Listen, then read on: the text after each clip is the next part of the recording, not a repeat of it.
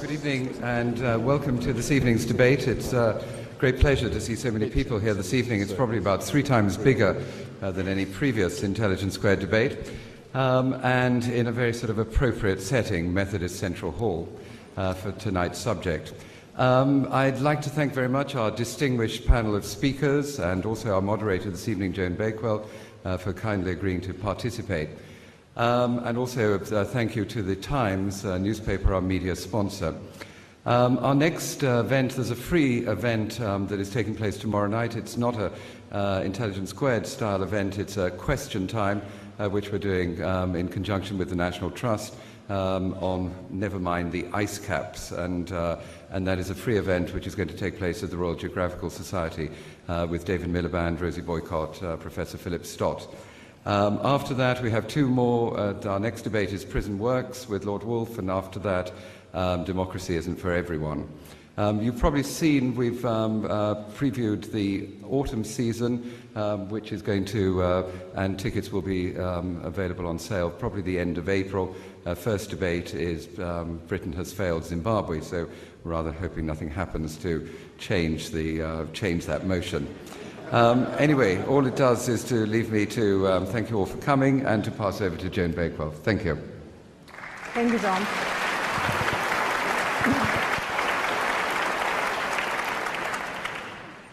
It's a tribute to the power of ideas and to the distinguished panel that we have today that tonight's motion has attracted so many people to come to hear. The motion that we'd be better off without religion. It will be conducted like the formal debates of the Oxford and Cambridge unions, with the 3 speakers on either side whom we will hear. We will then have the result of the pre-vote in which you've already cast your judgment, and then we will have questions and answers before a re-vote on the motion. Fine. So let me call upon the person who is to propose this motion. We would be better off without religion.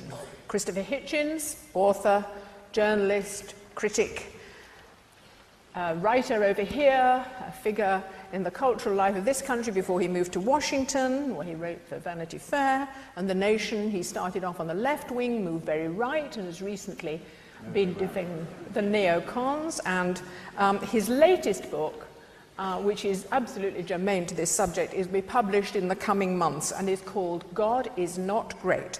Christopher Hitchens. Thank you, John. You'll give me a minute, won't you?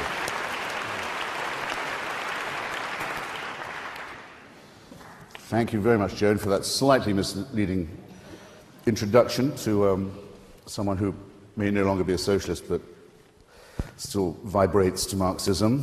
Thank you, ladies and gentlemen, for coming. I think I'll be able to be reasonably terse, given the very heavy artillery that follows me on our side. I think it might perhaps have been felt when I was chosen that the case for atheism should not be made by the spokesman for its moderate wing, Richard Dawkins, It might be okay to have at least one extremist on the panel.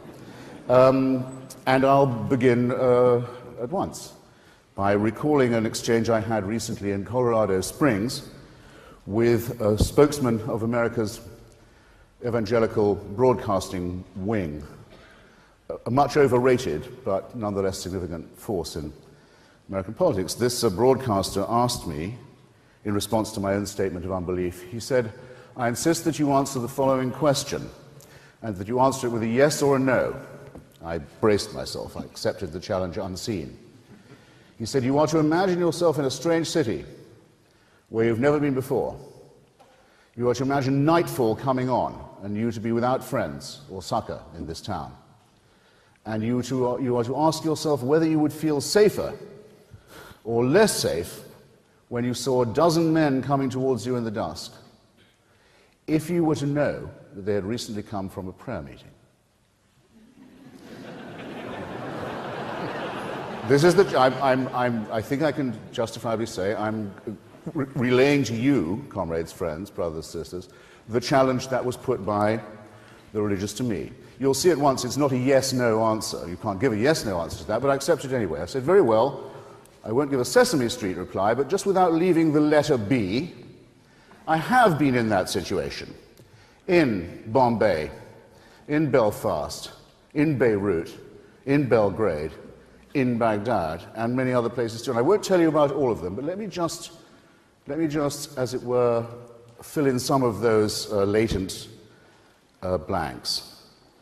In Belfast, the capital city of one of the provinces of this, our United Kingdom, as everybody here knows, everything, culturally, educationally, economically, politically, socially, has been very gravely retarded for at least a quarter of a century. At least half a century and maybe more since partition, and before that, because partition is both the outcome and the cause of sectarian warfare in this town, by the simple fact that there are people there who are willing to kill not just one another, but one another's children on the basis of what kind of Christian they are. Horrible things are done, not just in pubs and clubs, but on the streets, on housing estates, on university campuses in that city still, despite the relatively good news we've had today, where the situation remains dominated by barbaric sectarian party leaders. On this and no other basis. Both churches demand that their children are sent to separate schools. They each agree with the other that above all things their own children must be protected from the faith of another faith. I don't think I need to elaborate very much more on how horrendous the consequences of that have been, and how they are enshrined, by the way, in our own constitution, which mandates that our own head of the church is also the head of the state and of the armed forces, with all the ludicrous Windsor consequences that you get if you found a national church on the family values of Henry VIII. These conditions, which are farcical in England, Wales and Scotland, are tragic and ugly, only a few minutes flying time from where we sit. If I pass on from Belfast to, say, Baghdad, where I've recently been, and without reopening any of the arguments about the rightness or otherwise of the coalition intervention in Mesopotamia, I think it can be granted by any fair-minded person that what was most needed in Iraq after 30 years of fascism and war was a period of reflection, a short interlude of calm, during which Iraqis could look about themselves and decide perhaps whom they'd like to vote, perhaps what kind of country they'd like to live in, what kind of federal system they might wish to evolve, and to do so unmolested by violence or terror. The parties of God have vetoed every hope of that process. The parties of God now have the Iraqi people in their jaws, and they're saying to them, it's not enough just to kill foreigners or to rail against Jews or Christians or secularists. That's nothing like enough. It's only in Iraq, not only, mainly, chiefly in Iraq, that it's considered perfectly all right, in fact, a religious duty to blow up the mosques, to destroy the religious schools of other Muslims, of the Muslims of another school, not unlike the pattern of Belfast. It's not enough to have faith, you must have the right version of your own faith, or risk death, mutilation, and humiliation, and the destruction, the immiseration, the torture of Iraqi society is something that all of us can read about every day.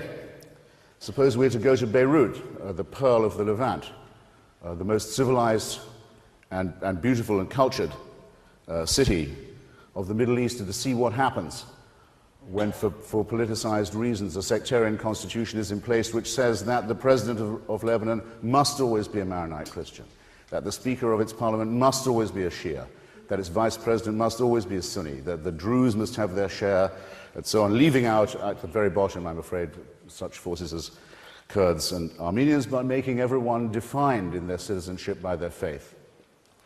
Do I need to elaborate what that's done to retard, to bankrupt, to beggar, to disfigure, and to degrade what could have been an ideally plural and diverse and happy society? Remaining with letter B, shall I say Banja Luka? Shall I say Belgrade? Or just say Bosnia?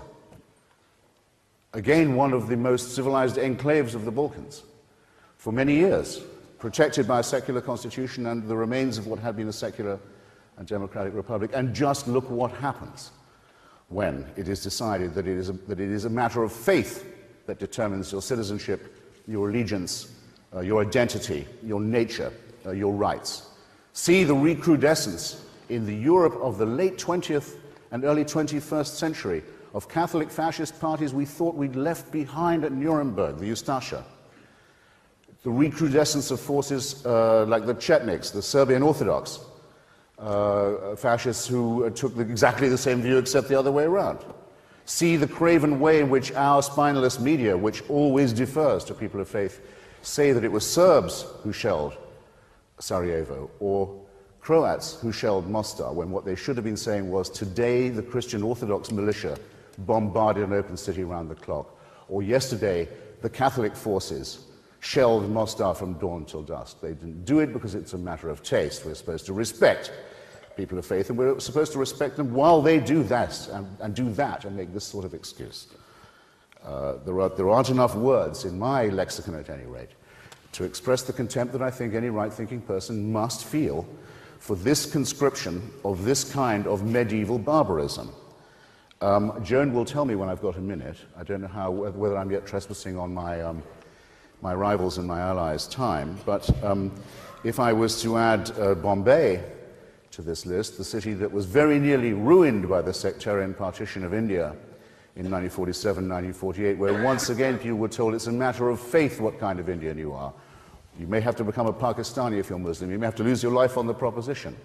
You may not just be a Hindu. Bombay more or less survived this, the terrifying ethnic cleansing and the pogrom that ensued when the subcontinent was mutilated and maimed and partitioned on this basis in the hopes of a genuine Indian unity and independence, ruined by way of appeasement of people of faith. But Bombay sort of recovered until recently, when now its name has been changed, its minority citizens persecuted, intimidated, driven out by a new Hindu nationalist party, the Shiv Sena, that says that, again, if you do not follow the right God, if you don't accept the supernatural as a real force in everyday life, you are not worth whatever it takes to become or to remain or be treated as an ordinary, democratic, civilized human being in, again, one of the great cities of Asia. Now, it's not part of my case, and I'm sure it's not part of Professor Grayling's or Professor Dawkins's either, to say that religion is the reason for all of this, or the exclusive or sole reason for all of it. I think it would be crude and reductionist to say that. But who is going to argue, I'll be fascinated to see, who is going to argue that the matter of faith, that the religious allegiance, that the preachings of religion have not in all these cases gravely exacerbated, gravely deepened, gravely poisoned and prolonged all of these things that have made our tenuous civilization extremely difficult to defend, uphold, maintain, let alone to advance. I don't believe this case could be made. That's for a simple reason, because religion is not provided to us by revelation. It doesn't come from the heavens. It doesn't come from the beyond. It doesn't come from the divine. It's man-made, and it shows. It shows very well that religion is created, invented, imposed by a species half a chromosome away from the chimpanzee. It shows, doesn't it? Well, why do we deceive ourselves on this point? And is there anywhere, I'm now going to wind up, is there anywhere of the places I've mentioned, and I exempt Basra and all the other B's I could take you around, where it wouldn't be enormously welcome if there was a mass conversion to secularism, or a mass adoption of the secular idea and principle, of the principles of Bertrand Russell, who once spoke famously from this platform, of Thomas Paine, of Thomas Jefferson, of Voltaire, and others. And I'll close by saying that I want you to be on your guard against two false issues in this respect, and I'll be very brief. When I mentioned those gentlemen, and I could mention some ladies too in this connection, like Mary Wollstonecraft, don't let anyone tell you that, oh well, secular tyranny is just as bad. After all, there have been fascist and communist dictatorships which have been just as revolting. Fascism, as you know, was supported by the Catholic Church all through its life, and in fact till after it had died, and still is defended by it. One of the leaders of the Axis was actually, the Japanese leader, was actually a god. There's no way of saying fascism and National Socialism in the Axis was secular. And in the case of Stalinism and Maoism and the Khmer Rouge, the same mistake is made, and a religion is made out of man. It's the religious impulse itself that I think we need to oppose, to criticize in ourselves as well as in others. The argument from faith, in other words, the argument from certainty. So those of us who maintain this may not be described, my closing point, as fundamentalists or secularists, as certain cheap and demagogic and opportunist forces have recently been suggesting. We do believe in evidence, we do believe in skepticism, we do believe in reason. We hold our views with as much conviction and principle as any God-botherer does. But we are open to the argument, and we're going to prove it tonight to you. And don't let anyone dare to imply there's a moral equivalence between us and the fanatics and the fools and those who think they know God's will and can tell you what it is, who are our enemies, and your enemies too. So, I beg to propose the motion that stands in our name. Thank you.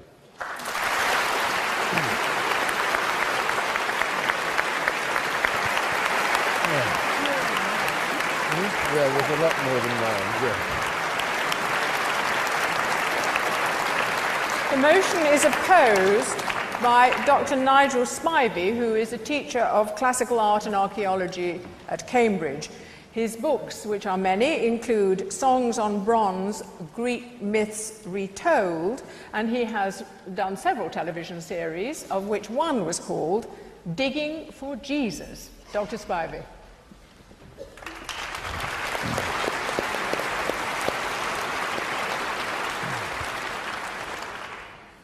The proposer of the motion began by saying he was putting the case for atheism. And with respect, Christopher, I'm going to start by saying this isn't a debate about the existence of God. It's a debate about us mortals, the crooked timber of humanity, and how the practice of religion in general affects us. Karl Marx famously described religion as an opiate.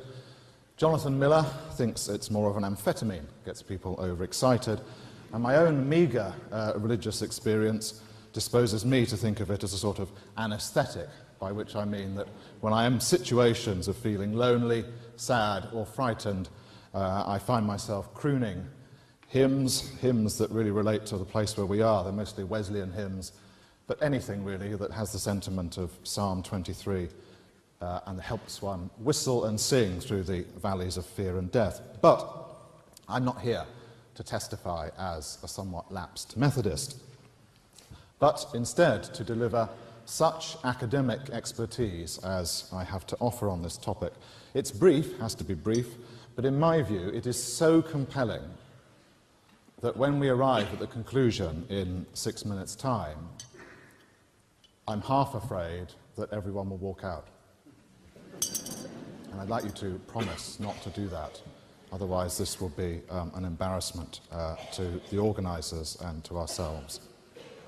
I'm going to talk about archaeology and anthropology and start with the news from archaeology, the long-term view. Is that better? As far as we can tell, the species of Homo sapiens roamed the world for thousands of years before becoming, as it were, religious. Something radical happened in our minds, our cognitive systems, about 40,000 years ago. We started to make things for the sake of beauty, not utility. We started painting pictures, carving sculptures.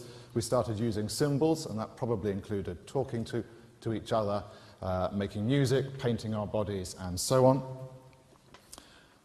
This is referred to by archaeologists as the creative explosion, and it's a consensus that there's this kind of grand collective takeoff of our human capacities in the Stone Age, or the Upper Paleolithic to be precise. And one aspect here I think I ought to highlight, which is that one of the features that appears at this time, 40,000 years ago, is that humans start burying each other properly. And they start, with these burials, to put down flowers, gifts, and other signs of what we take to be some kind of succor or consolation, and possibly a belief in an afterlife. There is some debate about whether our doomed rivals, the Neanderthals, had these sensibilities, but the consensus is that Homo sapiens is a species uniquely hardwired for metaphysics. I've written about this in an understated book called How Art Made the World, and I'm not going to go on any more about it. But this archaeological evidence for the genesis of art, religion, and culture in the creative development of Homo sapiens is not easily discounted. And it sets up an evolutionary pattern. It explains why, I think, when John Lennon or Richard Dawkins asks us to imagine a world without religion, you find your mind wandering, and you're wondering what a world would look like without King's College Chapel, without the Taj Mahal, without Hagia Sophia, the Blue Mosque, the Parthenon, the Pantheon, the Sistine Chapel. Venice I've got down here, and I think just about all of Venice qualifies. And you become aware that even while Nietzsche in the 1880s was declaring that God was dead, at the same time you've got Van Gogh manically daubing away out of religious fervour, and a little later on that you find Kandinsky more coolly explaining why this nexus of art, music and spirituality made such an essential and indissoluble alliance for our quest for transcendental satisfaction. And it's why, when I'm asked to imagine a world without religion, it does tend to end up looking like, dare I say, a suburb of Swindon, with the only spire that pierces the sky is the Tesco's clock. Well, we've got a few minutes for the anthropology here as well. Once upon a time, there was a classics don at Cambridge who sat in his study, and he compiled a voluminous series of case studies gathered from around the colonized world about how pre-industrial societies kept up peculiar and primitive practices. So they cowered when the thunder started rolling, they danced for rain, they would copulate in the fields to ensure a good harvest, and so on.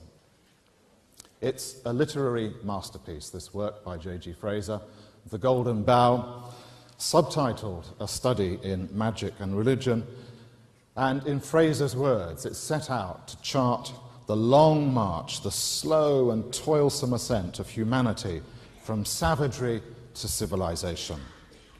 Beautifully written, but it's all tosh, and most anthropologists would say so today.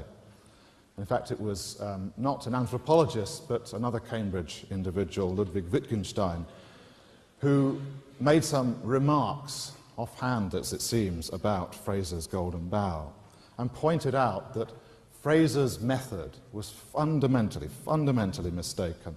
Fraser supposed that savages, these so-called savages, made their sacrifice to graven idols, or they danced for rain, out of ignorance and superstition. But as Wittgenstein argued, the essence of ritual is performance, it's expressive. It's something that you can't gloss with a reasonable explanation. In Wittgenstein's word, we can only describe and say, human life is like this. Have I got time for an analogy? 1 minute. Probably not time for the analogy. I was going to tell you about the risks of attempting to react violently to a computer when it does something stupid, which is based on the analogy that Wittgenstein gives of hitting the ground when you're angry. It's not because you think you're going to hurt the ground, it's because you want a release of rage. I will just briefly, incidentally say that it is a very bad idea to hit a laptop. William James, the American psychologist, showed a century ago that there is no logical connection to be made between the fact that our ancient ancestors made errors of scientific reasoning, mixed them up with their religion, and the conclusion that all religion is a big mistake. Logically, that just does not work. If I had another hour here, I'd like to expatiate on the extraordinary phenomenon of how one religion overlaps with another, and how especially the persistence of sacred behaviour from the pagan to the classical world is something, the yew trees in the churches, the roots of the cult of the Virgin in antiquity, and so on.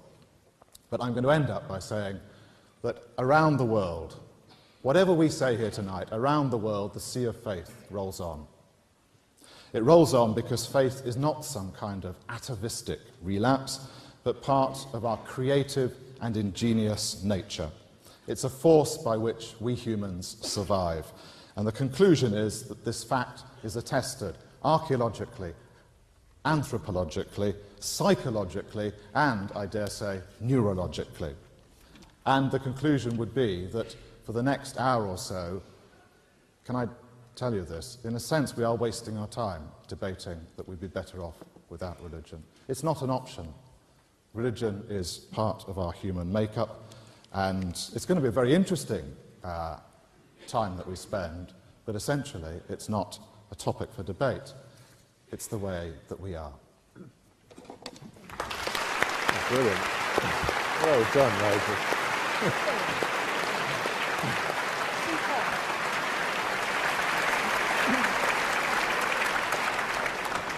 Seconding the motion is Professor Richard Dawkins, whose many books I'm sure you are familiar with. The Selfish Gene started in 1976, and there was a torrent of books that followed with wonderful titles like The Blind Watchmaker, River Out of Eden, Unweaving the Rainbow. His present book has no such romantic title. It has a very strong punch to it.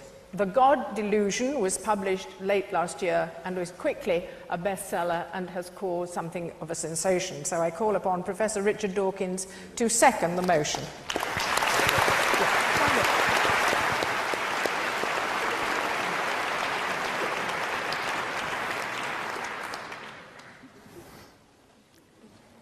I do not believe that religion is the root of all evil.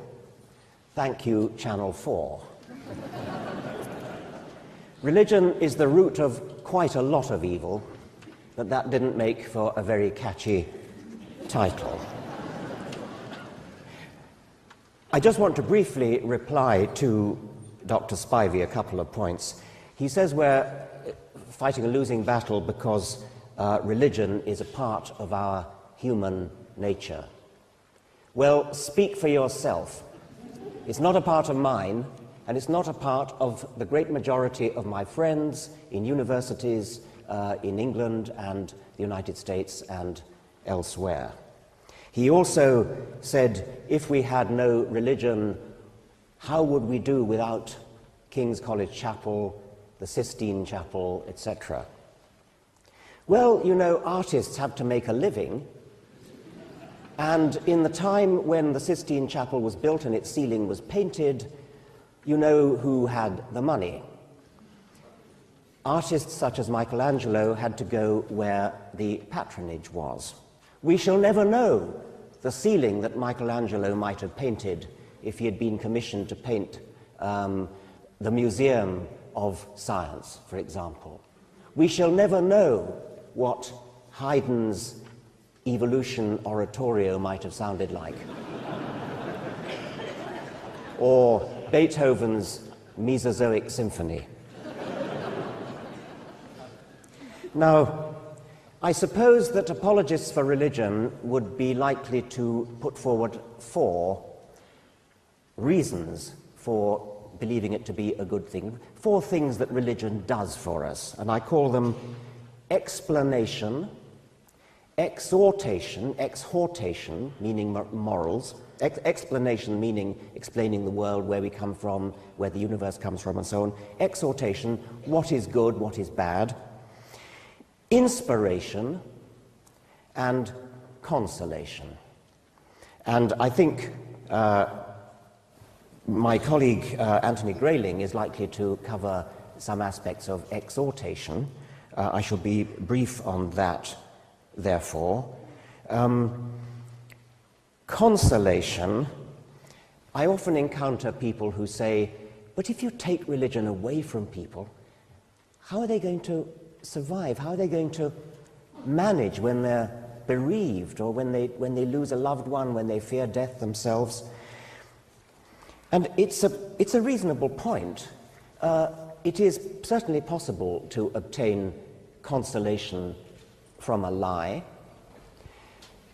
Many people will say, if you ask them, would you like your doctor to tell you when you have a mortal illness and you're only going to live another 6 months? There are people who will say, no, I would rather my doctor lied to me. And that's fine, and I would respect that wish if I were a doctor, if I thought that a patient wanted to be lied to. But I don't think it's a very dignified, general reason for supporting religion that it supplies consolation, unless, of course, it's true.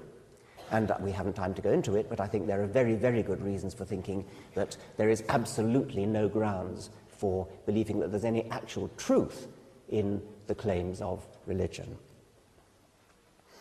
So those who gain consolation from religion, I must confess that I rather liken it to a child with a dummy in its mouth. I don't think it's a very dignified, a very respect-worthy posture for an adult to go around sucking a dummy with a comforter, which is what I think it essentially is. Inspiration, well, I've always found the inspiration, the heavens declare the glory of God, all things bright and beautiful, and so on, to be paltry, parochial, small-minded, compared to the inspiration that you can get by looking at the world of science. Deep space, deep time, as the late Carl Sagan showed us. Deep complexity in the study of life. The scientific study of these profound, beautiful, elegant mysteries is one of the greatest achievements of the human spirit. And insofar as religion offers an alternative or even positively stands in the way of scientific activity, then I think we would be well rid of it. Which brings me to the other of my 4 categories, explanation. In the field of explanation, science has all the cards. Religion used to aspire to a reasonably good hand, but no longer. There is no reason to suppose that any religious book, any religious teacher has anything to say whatsoever about such questions as where the universe comes from, what life is all about, what life is for, any of those questions, which once upon a time religion provided the best available answers. These are now completely washed up. There is no evidence for them at all. And it's worse than that, because the point I want to end up with is that religion debauches education insofar, and it's quite a long way, insofar as it interferes with the education of children and students.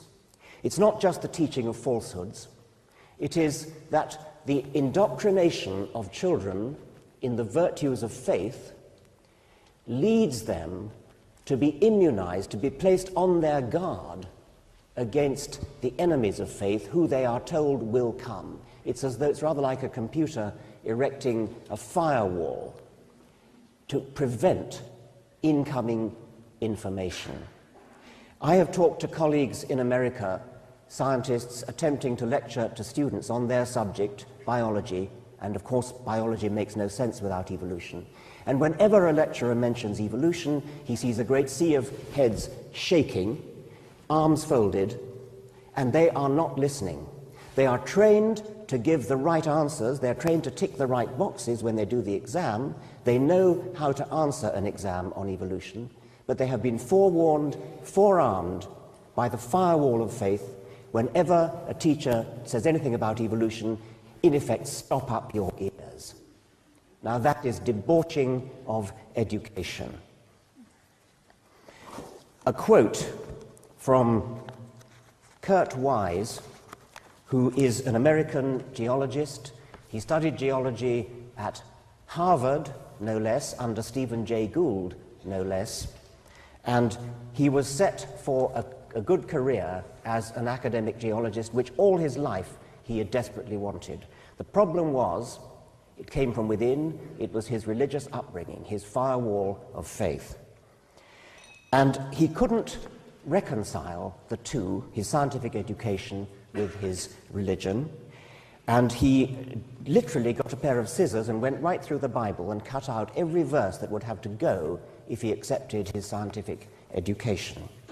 And in the end, he decided there was nothing left of his Bible. He therefore tossed out science and said, and from then on, he said, with that in great sorrow, I tossed into the fire all my dreams and hopes in science. And he goes on, I am a young age creationist because that is my understanding of the scripture.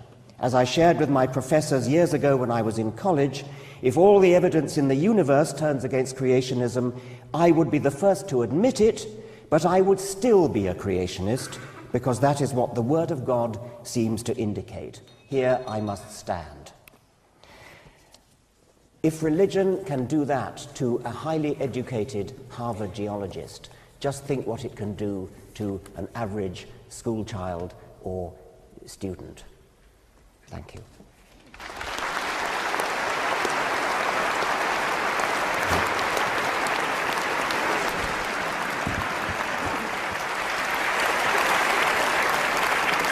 Our next speaker against the motion is Rabbi Julia Neuberger, who was rabbi of the South London Liberal Synagogue.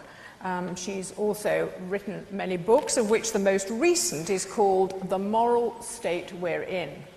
Julia Neuberger.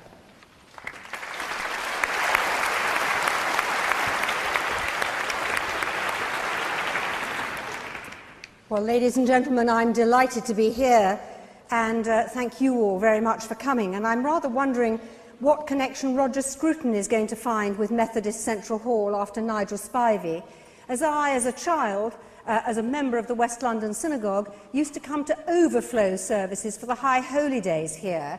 And for those who know about the Yom Kippur, the Day of Atonement, a fast day for 25 hours, can you imagine this hall, as full as it is now, with us all fasting and the scent of fish and chips slowly wafting up through the floor? So I have strong memories of my father conducting the services as a lay reader and being here. But perhaps that's not quite the meat of tonight's motion. I'm about as liberal a rabbi as you can be without falling off the edge. Nevertheless, I'm profoundly opposed to this motion. First, let's look at how religion is described. For the perception of religion that we've heard is simply one I largely don't recognise. It doesn't seem to recognise or understand the role of religion in many societies where the question of belief takes second place to how you mark your life events, how you're celebrated at birth and at maturation, how you mark marriage, childbirth, old age and death, how we mourn, how we betroth and how we divorce. Had you asked the members of my old congregation where I was rabbi for 12 years in South London whether they believed in a personal God, and if so, what the nature of that God was, they'd have looked completely astounded at you. Many of them weren't believers, as it appears the opposition here, or perhaps I should say the proposition, understands it. They simply didn't feel like that. They weren't certain. For them, the idea that you would have creationism taught in schools would be simply appalling. Unlike people who are confirmed atheists, however, they had doubt, they had uncertainty. At some point in their lives, they had a sense of the other, of a different, superior presence within and beyond them, and on other days their doubts were stronger. But they behaved as if they held a stronger belief. They prayed, sometimes with true humility and piety, and sometimes out of habit, by rote, a bit like Nigel's Psalm 23, which is very comforting in times of trouble. They lived their lives according to the seasons of the religious festivals, celebrating Passover with its message of liberation from slavery, each year recognizing its moral message, but more or less certain as to whether it was divine intervention that caused the liberation at all. They marked the Day of Atonement, asking forgiveness for their sins, some years more, some years less conscious of a divine being that would listen to them. At best, they used this as a day to reflect, and the season beforehand to make peace with those they had offended in the previous year. At worst, it was a ritual recital of a recognition that we all do wrong, and that there's some value in a day of reflection on how we behave, and a form of what I can only describe as spiritual spring cleaning. I make the point to show that not all religion is theologically consistent. Indeed, when the greatest Jewish scholar of the 20th century, Rabbi Dr. Louis Jacobs, Alav HaShalom, was asked to write a book on Jewish theology for the Catholic publishers Darton, Longman and Todd, he insisted that they called it a Jewish theology because Jews have so many different views and so many different opinions. The old joke, 2 Jews, 3 opinions, isn't in fact a joke, but it's a statement of fact. Belief matters a good deal less than how you live your life. Indeed, the test of the good Jew is what you do and how you behave, and not really at all about what you believe. So one reason I feel so strongly that we wouldn't be better off without religion is that by no means all religion is fundamentalist, extreme, exclusive and damaging. At its best, it's something modest, inspiring and sustaining. The modern division, to my mind, should be seen as that between those full of certainty, who scorn the beliefs of others and have a dogma of their own that allows no real debate, and those who are occasionally full of doubt, but who are tolerant and who are respectful of other people's views. That division is by no means between the religious and the secular. The Crusades, Islamic, Jewish and Christian fundamentalism, fascism and communism are all the results of total certainty. For me, the moderates, religious or not, are the ones who need to unite, and those moderates within the religious world have much to give, to teach, and yes, also to learn. I've lived and worked within modern, non-orthodox, Enlightenment-influenced religious communities most of my adult life. Communities for whom the idea that revelation is a once and forever event is complete anathema, but for whom the idea that we are put into this world with a purpose, however dimly we may perceive it, is a given.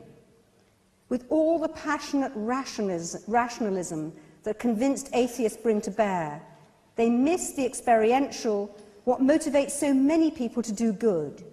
It is that sense that we are here for a purpose to make the world a better place that has led so many to social reform that wouldn't otherwise have taken place. It was, for instance... Christopher, we'll have the questions later, Christopher.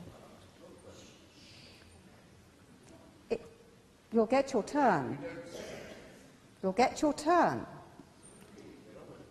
It was, for instance, religious sensibility that brought us hospice and palliative care. You may or may not share the convictions of those who developed it, but you could hardly deny that in terms of modern health care, the relief of pain of people who are dying has been one of the great advances, one that many really good scientists, desperate to find cures, simply didn't consider. Or take another example, that of slavery, the slave trade and its abolition, the bicentenary of which we're marking this week. Plenty of religious people were involved in the slave trade, and plenty of pretty irreligious people too. But it was the strong religious sensibilities of Wilberforce and his colleagues, largely but not wholly Quaker and nonconformist Christians, that brought an end to the slave trade in Britain. Not soon enough, not humanly aware enough, but as a result of religious thinking from the Puritan tradition on, often profoundly influenced by that Old Testament God that so many people so deride. But they preached, they persuaded, they campaigned, they demonstrated, and they finally got the change through. Or take a more recent example, the Make Poverty History campaign, which had a mixture of people of all ages, races, religions, communities present in Edinburgh nearly 2 years ago, and that has certainly influenced British politicians to give more aid. On those platforms, speaking to crowds of whom many were motivated by their religious feelings, there were imams and cardinals, rock singers and politicians, people of faith and none, gathered together inspired by a cause. The voices of the Hebrew prophets were powerful in the words of the speakers, religious or not, and Isaiah struck a chord amongst people opposed to religious force and form, but passionate about doing the right thing. I'm running out of time, but I want to make one last point, and that's about humility and the religious experience of living ordinary, faithful lives. Working as a communal rabbi, I saw ordinary people trying to live good lives who wanted and want to do the best they can in an imperfect world, to even up inequalities where they could, and to, if you like, try and campaign for social justice. They recognised an obligation to give 10% of their income away to charity each year. Some of them cared for profoundly disabled people, either at home as carers or professionally, giving service because of their sense of purpose. Anything but arrogant. They were bound together by a sense of duty to family, community, and the wider world.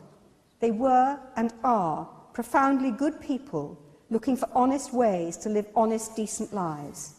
In my view, if we didn't have religion, we'd be even more selfish, self-indulgent, certain and cruel, more than we already are.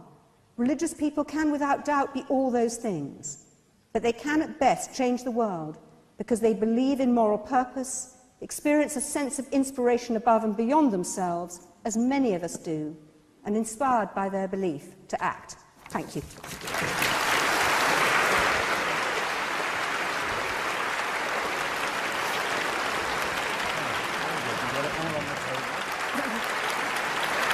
The third speaker for the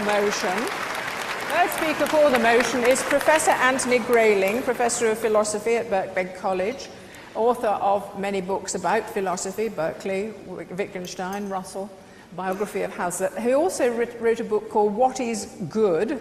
The Search for the Best Way to Live Appropriately. And his new book is called Against All Gods. Professor Grayling.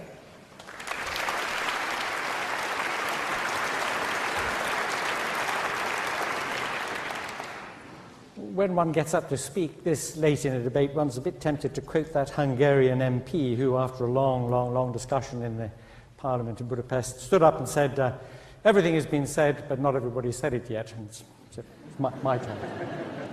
Some of you might have noticed the news item today about the Pope Benedict XVI, giving a sermon last weekend in Rome and telling the congregation, reminding them perhaps, that hell is a real place.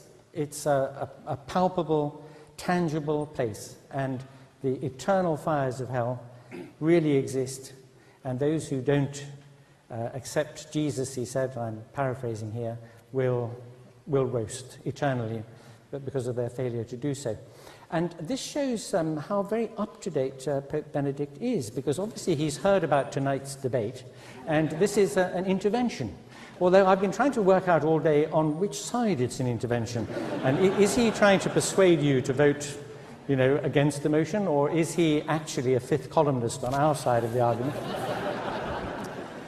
Well, it isn't clear. Now, I imagine a Martian PhD student. I suppose there are also PhD students from Venus as well, but this was a Martian PhD student who is studying the ethical systems on planet Earth, and has read all the documents, all the treatises, all the philosophical works, the scriptures, the teachings of the Holy Fathers, and has come to the point at which he's got to do some field work. And so he is beamed down by the Martian equivalent of Scotty to Waterloo Station at rush hour, so there are plenty of people about. And he falls into conversation with people having coffee, waiting for their trains. And he asks them a question, actually rather an astute question. He doesn't ask them what they think is right and wrong, good or bad, and why. Instead, he asks them this. He says, what kind of people would you like your children to be when they grow up? He asks them this because he wants to get from them, to elicit from them, their very best thoughts about the best kind of life. And so he knows that he's going to catch them in a sober and well-judging frame of mind when they think seriously about what kind of people they'd like their children to become. And he finds, when he's talked to enough such people, that there's quite a consensus among them. They say things like this: I'd like my children to be responsible people. I'd like them to take responsibility for themselves, get an education, get a good job. I'd like them to have a family and friendships, deep friendships, because they're so valuable and enriching. And with their family as well, I'd like them to care for their children tenderly and carefully, and I'd like them to bring up their children to think for themselves and to take responsibility for themselves. I wouldn't want my children to be just always submitting to the authority of, I don't know, a politician or a teacher. Or, I'd like them to be inquisitive and to inquire and to think for themselves. And then the Martian PhD student says to them, it's absolutely extraordinary that all you people say these things about what you want for your children, because this is nominally a Christian country, isn't it? I mean, and isn't it the case that even if you no longer actually believe the tenets of the Christian faith, you were sort of in the position of the young man from Moldavia? You remember that little poem? There was a young man from Moldavia, couldn't believe in the Saviour, so he erected instead, with himself as the head, the religion of decorous behaviour. And this was meant to be, deduced or inferred, at any rate, from the basis of Christian morality. But this nominally Christian country, says our Martian, how can it be that you said what you said? It's astonishing. Because in the New Testament, you are taught to take no thought for the morrow. Consider the lilies of the field. Don't have a pension. Don't put money aside. Don't educate your children and help them to prepare for a future. Take no thought for the morrow. The lilies of the field don't, and yet you are not arrayed as these. Also, give away all your money, give it away to the poor, and follow me. Then you are going to, if you have possessions, it's going to be very, very difficult for you to get into heaven. The eye of the needle, well, we know how that's been glossed in the centuries since, but it just says it's more difficult for a rich person, a comfortably off person, to get into heaven and to pass through the eye than for a camel to pass through the eye of a needle. In other words, the teaching of the New Testament ethics, which I would submit to you is not bad as teachings of ethics go. It doesn't really compare to the great systems of Aristotle, let us say, or the Stoics, or of Buddhism. Theravada Buddhism is not a religion. It doesn't have any supernatural beings in it. It's a philosophy. Or of the moral outlook of the Enlightenment, or of some of the thinking about the good life, the well-lived, decent and responsible life today, none of which appeal to the existence of supernatural agencies as the source of a divine command. All right, it's not, the Christian ethical outlook is one of the better of those.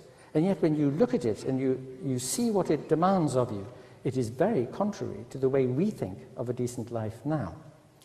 And moreover, it says, I mean, I can imagine the Martian PhD hearing from his interlocutors on Waterloo Station that they want their children to be happy. Happy, says the Martian PhD student. I mean, it says, blessed are they who weep and mourn. I mean, don't you want them to be miserable so they can get into the afterlife? I mean, it looks as though there's such a radical inconsistency between one of the better religious ethical outlooks and what it is you want from your children, that it's very hard to know what to think about it. Because, after all, says the Martian, I've been reading all the documents. And as a result of reading them, I said to Scotty, the chap who beamed me down from Mars, I said, look, be very careful, won't you, about where I end up, both time and place. So I don't want to end up in Israel at the time of Moses, just in case they mistake me for a Midianite or an Amalekite or any of the others who were massacred. Please don't, make sure I don't end up in Spain in the late 15th century with Torquemada, or in Calvin's Geneva at the time he was burning Michael Servetus, or in Zwingli's Zurich when he was drowning the Anabaptists, or please not in today's Baghdad, Bombay, Beirut, even Belfast for that matter. Make sure you get me to Waterloo Station in 2007. Because when I'm not thinking about the better of the religious moralities in the Christian New Testament, gosh, really? I think about all these other teachings, I find that it is not simply a question of the teachings being very questionable, or not just a question of the practice allegedly based on those teachings, which is very questionable, but the entire assumption, the entire outlook about what it is to be a good person and to live a good and decent life, which is so at odds with the way we in our secularized modern Western liberal democracies have come to see as life of achieving and flourishing and doing well for others. And I end on this one note. Julia pointed out that, and so indeed did Nigel, that religion and its inspirations and the art it's produced and the rest have played a very important part in what you might call, and what I might, just speaking secularly, call the spiritual aspect of our lives, our emotional and intellectual responses, our enjoyment of beauty, our desire for love.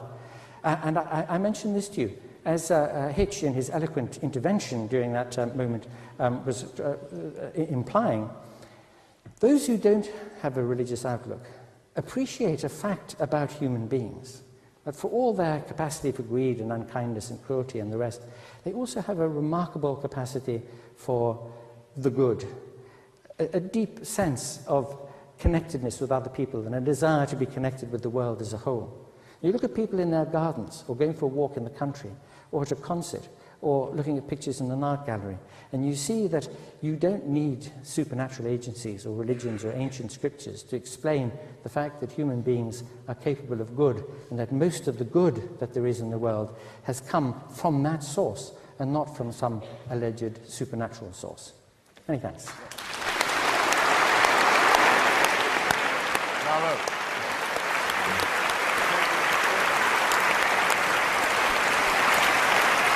Our final speaker against the motion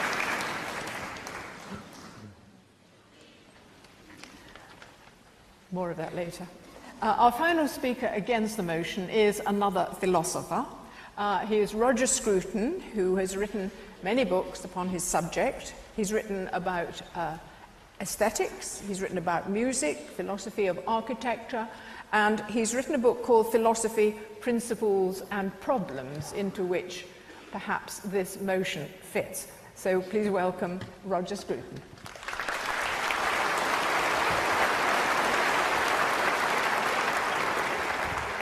Thank you very much, Chairman, and thank you everybody for being here for this extraordinary debate. Rabbi Julia Neuberger asked, or suggested I might say something about my own connection with Methodist Hall. All I can say is that my father, when it crossed his mind that perhaps he should not bring his children up entirely without religion, searched our local town, High Wycombe, for the gloomiest chapel he could find. It was the Methodist, and we were duly sent there each Sunday. He not, of course, attending, being hoping to keep hold of the remaining bits of cheerfulness in his already gloomy personality. This had a very remarkable effect on me. It meant that I secretly went every Sunday, not to the Methodist chapel, but to the Anglican church, and also to confirmation lessons thereafter, not unconnected with the presence at those lessons of a very attractive girl in a white Macintosh. This was my first encounter with that aspect of the religious experience which some people call transcendental. And I have held on to it ever since, and I entirely agree with our first speaker, Dr. Spivey, that this is something that will never be removed from the human condition. Now, I have to speak as a philosopher, so I refer to one of the great philosophers, Plato, who set out to describe an ideal republic in which reason would prevail over passion and in which the citizens would be guided by the truth. It is fair to say that Plato found ordinary humanity to be a profound disappointment, as do most of the speakers on the other side. In all kinds of ways, people conspired against their own happiness by allowing the darker forces within to gain the upper hand. They amused themselves with poetry, which told them lies about the heroes and gods. In politics, they preferred consoling lies to uncomfortable truths, and so tied themselves in knots of self-deception. When it came to music, they had a distressing tendency to prefer the orgiastic tunes and rhythms of the pop stars, instead of the upright marches which bring order to the soul. All in all, human beings as they existed in Plato's day were on the side of disorder, falsehood, and irrationality. The only solution was to devise a new kind of society with the philosophers in charge and the forces of unreason expelled into the outer darkness. The poets would be ordered to leave, so too would the priests of Dionysus and other orgiastic cults, so too would the Corybantes and the pop stars.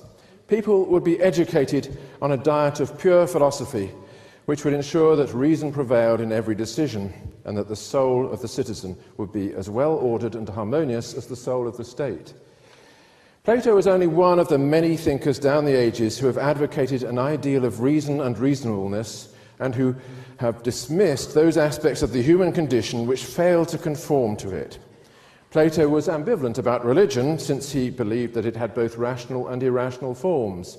But he was adamant that the irrational forms were dangerous and that we would be better off without them. Suppose someone were to say that we would be better off without love. After all, love often leads to disaster. The love of Helen for Paris, for instance, which led to the Trojan War. Love brings with it jealousy, possessiveness, obsession, and grief. People can love the wrong things and the wrong people. They can go astray through love as they do through hatred. Most people in this room, I hope, would respond to that argument in the following way. They would say, whatever the disasters that love may cause, love, judged in itself and without regard to contingencies, is a human good. Perhaps the greatest of human goods. The important thing is to learn to love rightly and in the right frame of mind. The disasters, if they come as accidents and not by necessity. That is surely the response that should be made on behalf of religion. Of course, religion leads to disasters like the 30 Years' War. People can believe in false gods, attach themselves to evil rituals, and so on. Religion can exert a stultifying effect on the intelligence, imagination, and humanity of those who subscribe to it. Do we think that that is not true also of science sometimes? Anyway, none of those possibilities implies that there is not a proper development of the religious urge in which people learn to worship the right things in the right way. Christopher Hitchens travels around the world visiting places beginning with the letter B and discovering all around him insoluble conflicts. Maybe that's partly his problem, but of course those conflicts exist. But is religion the cause of them, or just one of the ways in which they are expressed? Visiting one of those places beginning with the letter B once, namely Beirut, in the middle of the Civil War, I went out of the city to a nunnery nearby, in the countryside nearby, in which all kinds of victims of the Civil War had found refuge and were being looked after by a little nun. And I said to her, how on earth can you cope with this influx of damaged people? What are you to do about it? And she said to me something very simple. She said, que le bon Dieu est bon. On lui donne comme ça, et il nous rend comme ça. She opened her arms and said, he gives us back 10 times what we offer him. And what had he offered her? He had offered her the ability to look after damaged people of every faith and restore them to a sense of normality and to live life again. That seemed to me to be an adequate expression of the religious urge. Now, but to defend the religious urge, we have to know what kind of thing we, as religious people, are. And this is the place where philosophy has something to say. What part of our nature draws us to religion? And what is needed if that part is to be rightly guided? Science and logic are not the only spheres in which our reason shows itself. We seek for the causes of things, but we also seek for their meaning. We have moral values, aesthetic tastes, yearnings and aspirations, which, for want of a better word, we call spiritual. Such things are not irrational, even if we find it difficult to provide a scientific foundation for them. Indeed, it is only a rational being who experiences the world in this way, in terms of meanings, values, tastes and aspirations, and who feels, as a result, the tension between his life and his ideals. There is nothing irrational in this. On the contrary, not to feel it is to be only half alive to the human condition. It is what I suspect Christopher Hitchens felt, seeing the disasters which he encountered as a journalist. People who do not convey to us, in whatever way, an awareness of their shortcomings do not attract our sympathy. They are not really of our kind. And isn't it plausible to think that it is precisely this aspirational side of people that draws them to religion? As rational beings, we cannot be satisfied with causal explanations only. The question why has for us another meaning. Not what is the cause, but what is the reason. For what end does this or that exist? For Professor Dawkins, religion has nothing to say about what life is for, so he said to us. But in fact, it's precisely religion which addresses the question what life is for, as opposed to what caused it. As rational beings, we look for meanings, connections, harmonies and symmetries. We want the world to make sense to us and to answer our questions not merely in the way the laws of nature answer the inquiries of a scientist, but in the way that the laws of harmony answer the aspirations of a musician. Our reason overreaches the bounds of science, and this is not a deficiency in our reason, but a deficiency in science. Moreover, as rational beings, we make an absolute distinction between right and wrong, good and evil, virtue and vice, and we found our lives on the belief that some things are intrinsically worthwhile and to be pursued for their own sake. Not pleasure only, but love, duty, virtue and kindness.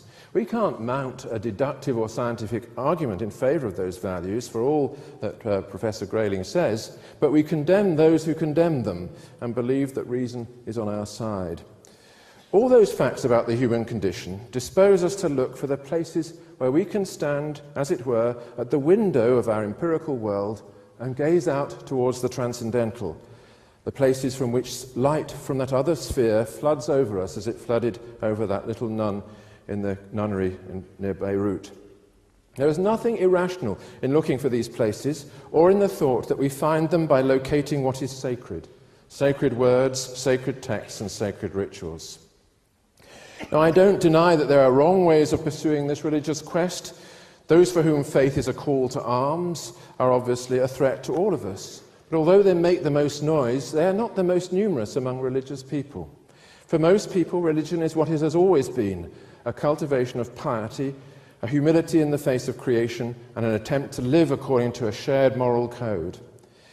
That is what reason demands, and it is only those who have a narrow and stultifying view of human reason, who wish to reduce it like Plato to the abstract pursuit of philosophy, or to reduce it still further like Professor Dawkins to the more concrete pursuit of science, who would wish to banish religion from our ideal republic. It is only such people who are, in my view, the enemies of reason, who could imagine that this constant companion of our species, which has been at our side through all our sorrows and all our joys, is somehow superfluous to our real requirements and can be kicked out of the city gates, along with all the art and poetry and music that makes no sense without it, and all the aspirations and ideals that it implants in the ordinary human soul. Thank you.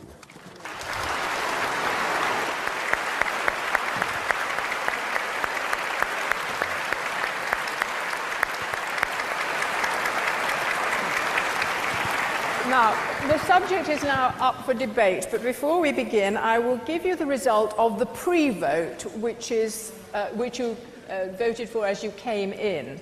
And on the motion, we'd be better off without religion. There were 826 votes for, 681 against, which is a majority for the motion of 145, but there were 364 don't knows. So this is time to make up your mind. There are microphones in each of the different areas, and I'm happy to take questions and put them to the different people on the platform. There's one conspicuously here at the moment, but I'd like to take several at once. Let's start with that one. Hi, Can someone take a microphone over there too for me, please? Yes. Hi, could I ask Professor Grayling, Dawkins and Christopher Hitchens if they are strict materialists or physicalists, by which I mean that absolutely nothing exists except the physical universe, or if they're willing to allow for the possibility of a further reality, or indeed realities, other than the physical universe. Right. Who will take that question? Anthony? I'm the least qualified, so perhaps I'd be the one. Richard, can you hear me? Well, I thought I had a microphone. Well, can you hear him now? The microphone's on. Yes? Is it on or not? Yeah. Well, as the least qualified, I think I could probably be the most brief. I don't believe anyone on the other side can tell me that there's a non-material universe. It's a matter of Occam's razor, really, ladies and gentlemen. Those who say they know that there's a God, which is what a religious person must believe. They can't say it's optional. They can't say it's another name for human rights or charity. They must say they do believe there is something supernatural that provides faith. They can't get out of it like the rabbi tried to, by confusing it with good works. They must also say, if they're religious, that God knows what we should do, what we should eat, with whom we should have sex, in what positions, and so forth. If they don't say that, they're not religious. I'm very sorry. Now, I think it's very easy to tell right away. I may not know, in fact, I don't believe with my cranial capacity, even Professor Dawkins' cranial capacity, it's possible to know what's happening with dark material. We may never be able to know. But don't put your trust in anyone who says that they do. Those people are eliminated from the argument right away. They cannot be right. They have been practicing an imposture on the human species for centuries, for millennia. We happen to live in the lucky period where their claims have been found to be false or superfluous or supererogatory. There is therefore no other way in which you can decide your vote tonight. Professor Dawkins. I would just add to that the science of any one century is going to be superseded by the science of future centuries, such that if somebody from, say, the Middle Ages were to be brought back by a time machine to now, they would find mobile phones and computers and jet aeroplanes. They would be indistinguishable from magic. They would appear to be supernatural. So I am a materialist. I don't believe there is anything supernatural. But don't think of that as a denigration of the natural, because if you were to come back in 500 years' time, you wouldn't have seen nothing yet. The physics, the engineering, the biology of 500 years' time will be so far advanced over today's that we might well fall on our knees and worship it as supernatural, but it wouldn't be. It would be the evolved natural.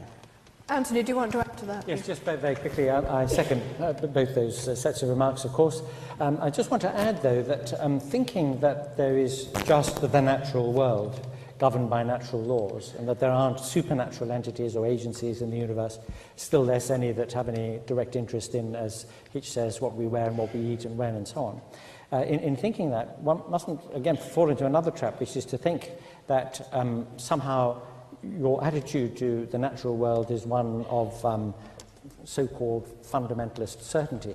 And the great thing about the scientific mindset is its acceptance of open texture, of the fact there are lots of things we don't know and understand, and we're looking for and trying to understand, and we're prepared not to leap to closure, to leap to a neat, easy story to understand, which tells us what the beginning was and what the end's going to be. Now, very often, in the case of people who appeal to religions to provide that kind of explanation, what they're doing is that they're answering the question, why is there a world, by saying, well, because Fred made it, as if that answered anything. Substitute God for Fred there, by the way. Or, you know, why are we here? Because Fred wants us to be. You haven't answered anything if you give a supernaturalistic answer to it, but the fact that there are lots of unanswered questions in science is just the fact about this preparedness, the intellectual courage to go on not knowing all the answers, but looking for them. As actually Professor Sidney Morgenbesser said, when asked the question, why is there something rather than nothing, said, if there was nothing, you'd still be complaining. Right, I'm going to wrap up several questions together now, otherwise people won't. There's somebody over there, there's somebody here, and there's someone up there. So can we hear those three questions, please? Yes. I want to ask a question that I think many of us think about when we're parents. I want to ask Baroness Julia Neuberger about our children. What are they going to believe? My children, I have 3, one's a doctor, but they don't go to church or to synagogue or to any religious ceremony. What will happen to them and their children? What will their children believe? Could you give me some indication, please, of what to predict what is going to happen to religion in the future? Right, thank you very much. We'll hold over that question. Julia's made a note of it, I'm sure. Yes. Madam Chairman, Christopher Hitchens seems to imply that unless one practices one's religion to 100% of its tenets, it's not worth practicing. Now, I regard myself as what I call a line-drawing Jew. I don't practice all 613 tenets of the law. I draw the line and practice those which I do. But in my book, religion is about 3 things. It's about a code of living, it's a framework by which we live, and it teaches self-restraint. Now, that's nothing to do with Judaism. It applies to all the main religions. And Professor Dawkins, would you not have that taught to the children at an early stage? Fine, we'll take that question on board. And then there's a question up there, I believe. Yes? No, we can't hear you. How about now? Yes. It's a question for Dr. Spivey. Do you think that the slaughtered millions and hundreds killed every day in the name of faith are better off for the existence of the Sistine Chapel and some pretty paintings?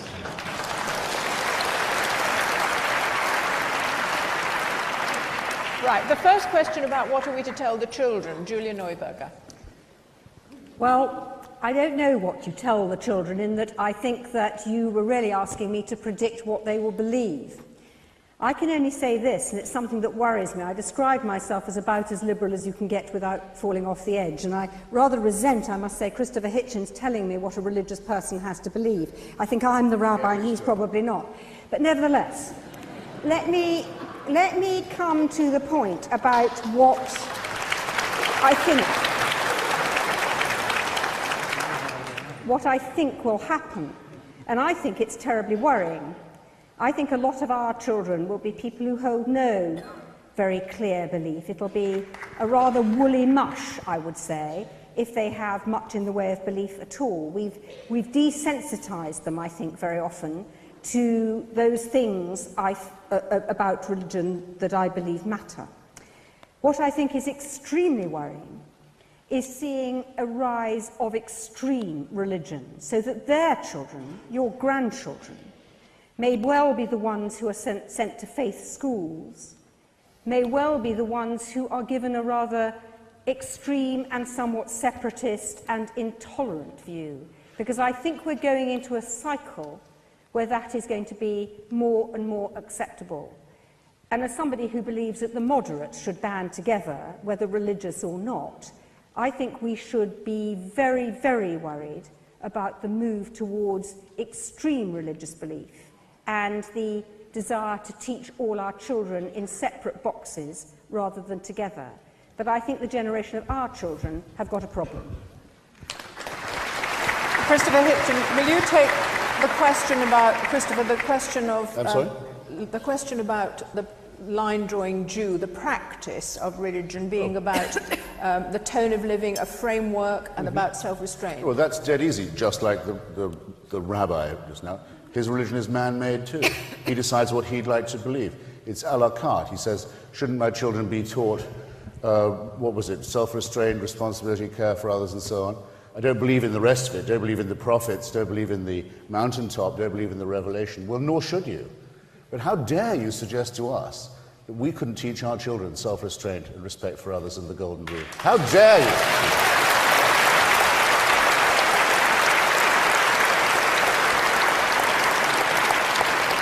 Dr. Spivey, I think the question put to you about whether the slaughtered millions were worth the Sistine Chapel was something of a rhetorical question, but would you have a comment to make on it? Yes, it was slaughtered millions every day in the name of faith, and that's quite a rhetorical exaggeration of the thing. And it's also twisting what I was saying about the nexus of art and religion. I would argue that the Sistine Chapel is one of those things that shows humanity at its best, and a religious conflict, one of the things that shows us at our worst. I don't buy this idea that if we were all suddenly to cease being religious, which, as I've tried to argue, is, I think, physically and psychologically impossible, that there would be a complete absence of ethnic or any other kind of conflict. And that strikes me as incredibly naive. Thank you. Can I... Another clutch of questions. We're not going to get, the hands are going up everywhere. I apologise now that we won't get them all in, but there's one over there, and one over there, and one over here, but I'm looking for one up here. Is there one up there? Yes, okay, there's somebody over there, so that's 4. Can you be quite quick, please? A question for Professor Scruton. If religion is essentially the creation of meaning out of brute matter, then do you think it's possible to make a religion of secularism? And if it is, do you think that the proposers of this motion are its high priests? Okay, Roger, yes, the question here. I disagree that we need religion to teach us that flowers are beautiful, and that without religion, or with religion, we'd still kick over sandcastles. I would therefore question whether anybody could explain to me whether an actual fact would be, I think that we'd be much the same without religion, and I would like somebody to tell me other than that. Fine, okay, and a question up here?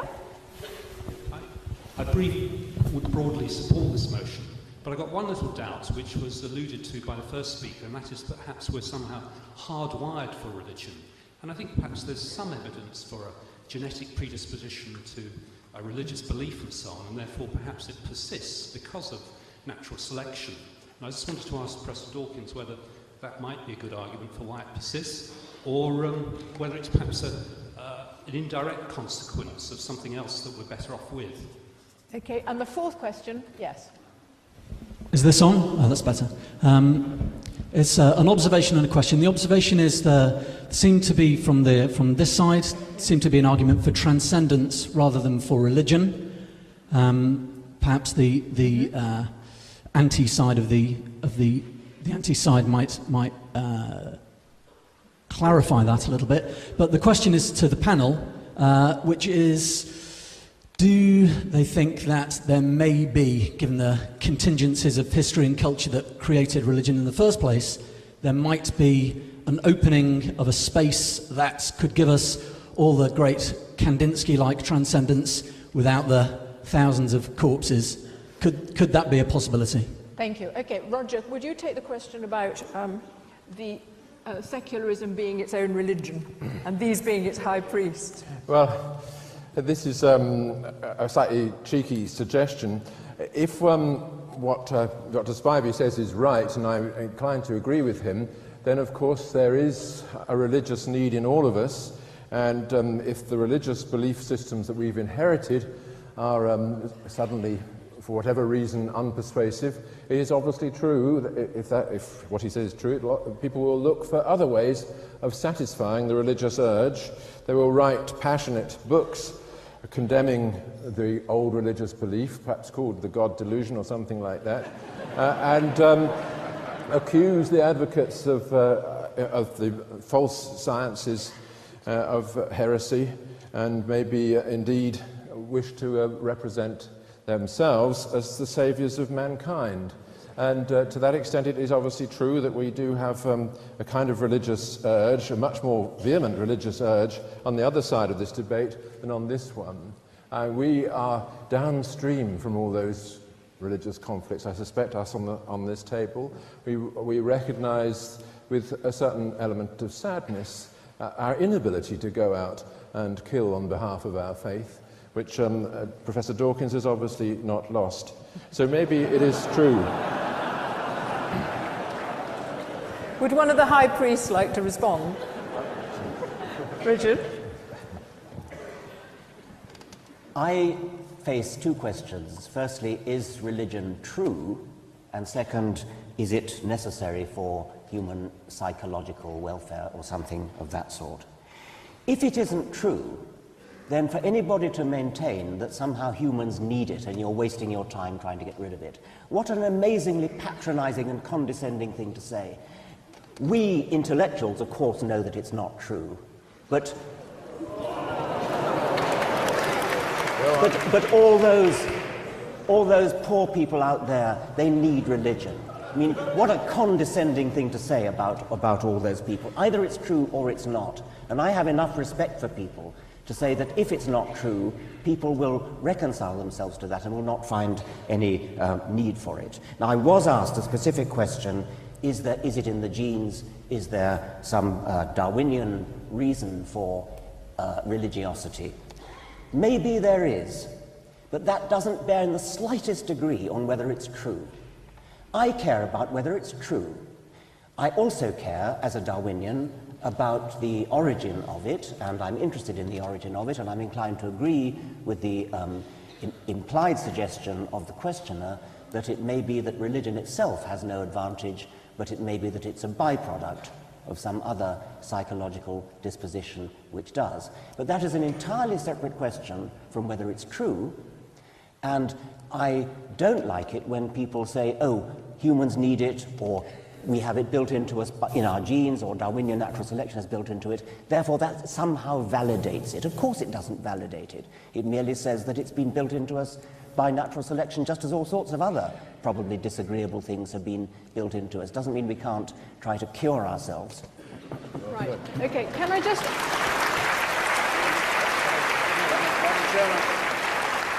Quickly. The point about transcendence. Well, I was going to actually put that to Roger Scruton as it was addressed to that particular side of the argument. But we were asked if we could have transcendence without thousands of bodies, and I'd like to speak to that. Right. Just very briefly. The answer, of course, is yes. I mean, it's a wonderful fact about human beings that they have this yearning for the absolute, that they sense the numinous, that in moments of great passion, infatuation, deep love, they feel that they're in touch with something which is richly important to them in their experience. Those are facts about human beings. In order to explain those facts, you don't have to go to the supermarket of ideas and take a deep frozen box out which says Islam or Christianity or something. You don't need that explanation. This is just a fact about us, and a very wonderful fact about us, and it may be that we can express that all the more wonderfully if we didn't try to parcel it up in these explanations, which are in so many other ways irrational. And might I just yes, Christopher? A sentence to Anthony's question. We don't want people to live without wonder or mystery, and in fact we thoroughly recommend, take a look through the Hubble telescope. See if you can get over what you see, the unbelievable beauty and symmetry and majesty of what you'll see. And you want to exchange this for the burning bush? I don't think you will once you've done it. Read a page of Stephen Hawking on the event horizon, for example, and see if that isn't awe-inspiring enough for anybody. And you're seeing there the future of a potentially much more noble and ennobled and enlightened and emancipated humanity, where none of these discoveries and none of this awe and majesty requires that you kill anyone in the name of some man-made idol or god or superstition. For heaven's sake, let's get this out of the way. Roger,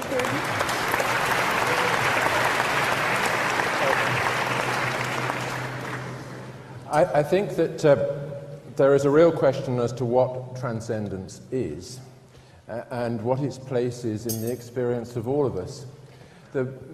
Christopher Hitchens just referred to the burning bush. The voice that spoke from that bush said, "I am that I am."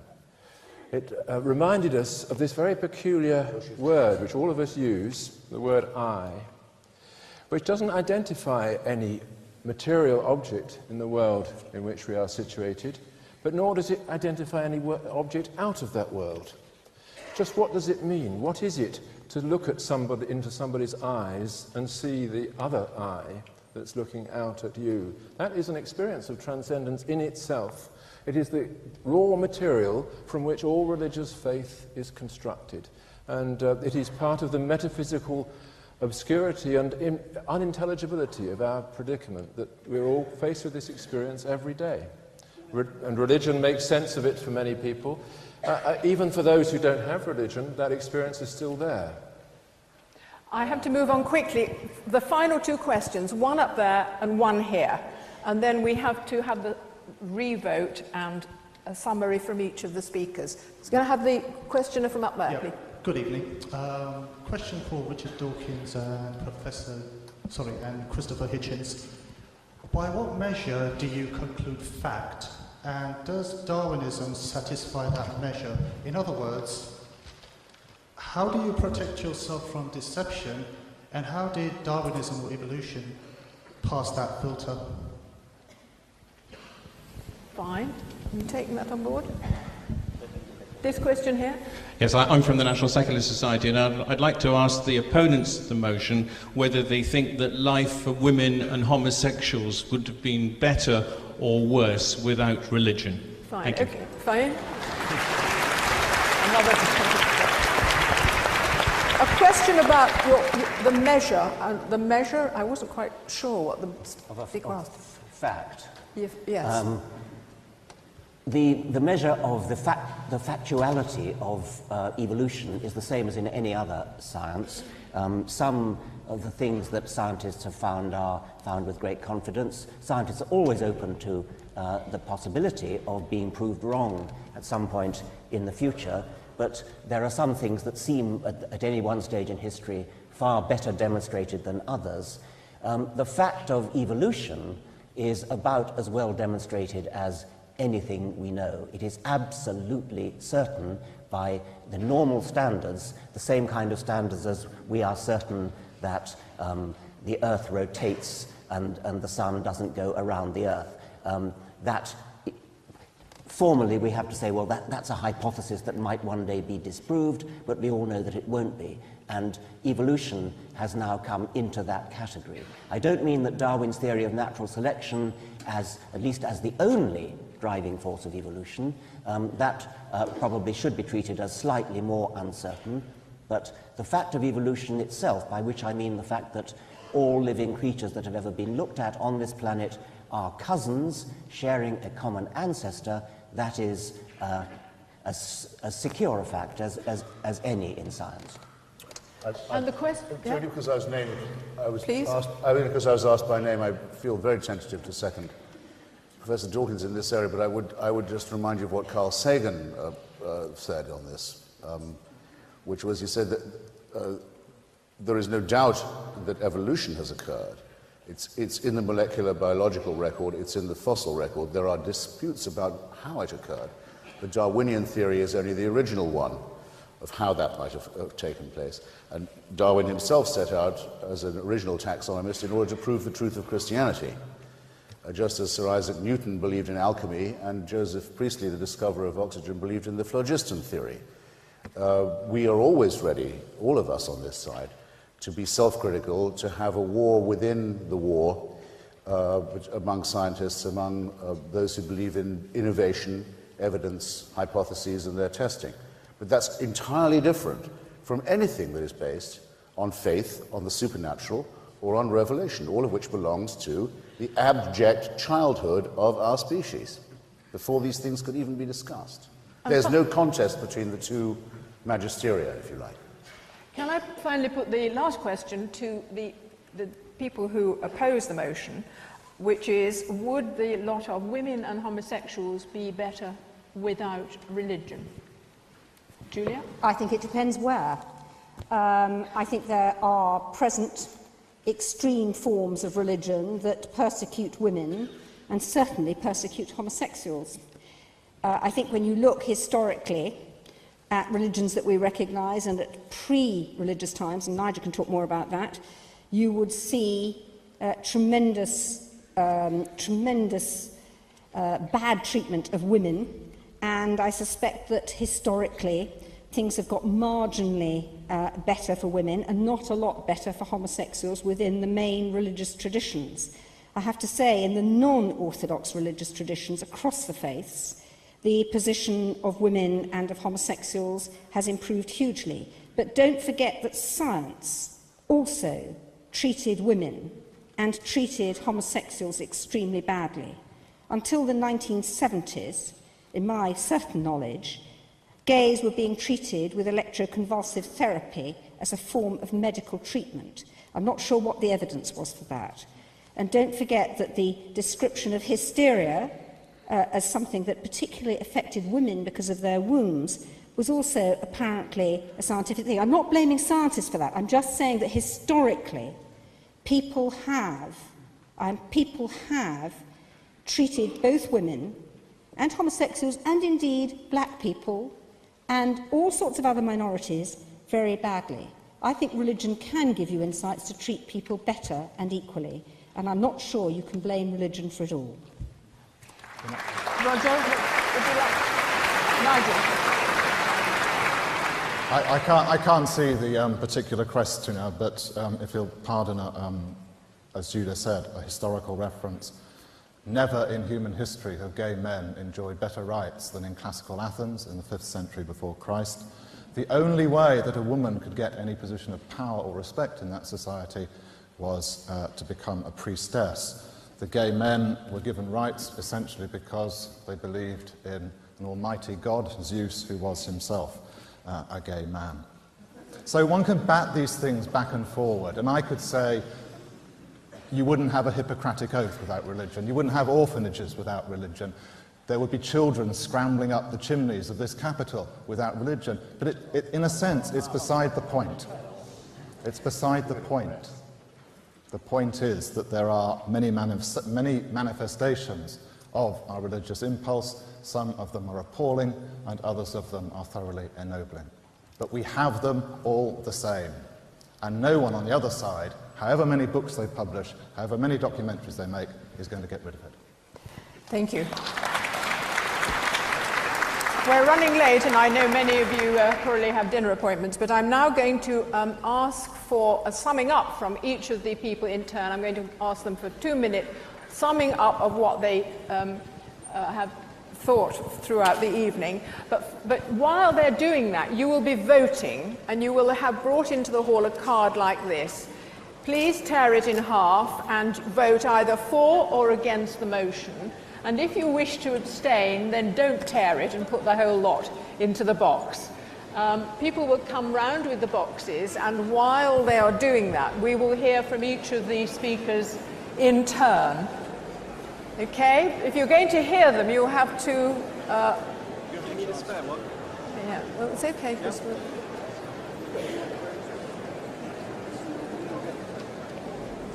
Okay.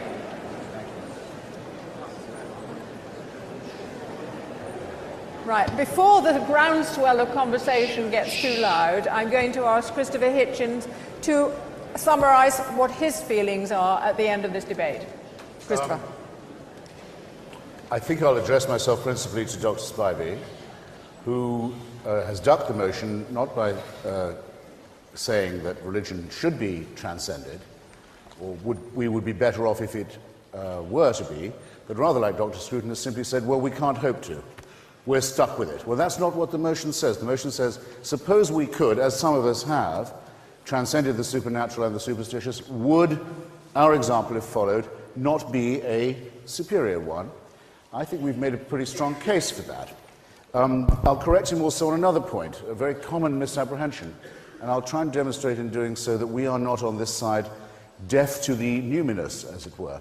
It is flat out not true to say that Karl Marx referred to religion as an opiate or an opium. What he says, I can quote it from memory, from his contribution to the critique of Hegel's philosophy of right, is this. He says, religion is the sigh of the oppressed creature, the heart of the heartless world, the spirit of the spiritless situation. It is an opiate for the sufferer, for the people. So he goes on to say, the demand to give up its illusion is the demand to give up the condition that requires illusions. And he closes by saying that criticism has plucked the flowers from the chain, not so that men and women may wear the chain without consolation, but so that they may break the chain and cull the living flower. Now, the fact that you've been lied to about what he said all this time by religious spokesmen shouldn't conceal from you the knowledge that we have a very clear understanding of where this impulse comes. I actually don't like the Sistine Chapel. I didn't like it even before I knew that every brick of St. Peter's was raised by the sale of indulgences, which obviously changes nothing for Dr. Scruton either, by a special sale of indulgences, by the way. But I do like the Parthenon very much, and I've written a book about it. And I think as an achievement of artistic symmetry and architectural glory, it probably has no Christian rival. But I believe that I can. In fact, I know I can. I'm sure I'm not the only one who has been there and said and appreciated and loved it without having to subscribe to the superstitions of the Eleusinian mysteries, to the cult of Athena and Zeus, to the Melian expedition and the Peloponnesian War, to slavery and Athenian imperialism, and to human sacrifice. We can have our Parthenon, and we can indeed recover it from what was done to it by Byzantine Ottomans, by Venetian Catholics, by National Socialist barbarians and many others. We can still have it. It's our common property without the superstitions that go with it, without the dread and fear and sacrifice, the terrified, cringing humanity that was so much sheltered under the walls as it was being raised. And the word for that, the ability to have these things, to have John Milton's poetry, to have Philip Larkin's poem Church-Going, to have Shakespeare, without the superstition, is called culture, on which we've all laid our lives, on which we've all sworn to defend ourselves and our civilization against, especially now, precisely against religious barbarism, against those who know they are right, against those who say they only need one book, against those who say they know God's on their side, against those who say there's a revelation. That's what culture is. That's what we're defending. Yes, we'd be better off with culture, and yes, we can have it without religion, which is a mind-forged manacle. Thanks. Thank you.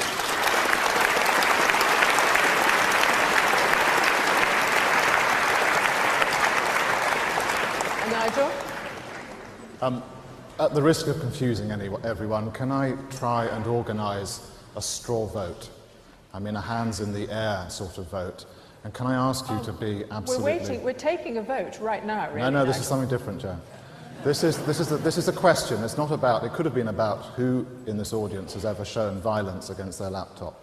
But I'll use a Wittgensteinian example. Hands up, and don't be bashful about this. I'm going to start off putting my own hand up. Who in this room has ever, or can ever remember, kissing a photograph?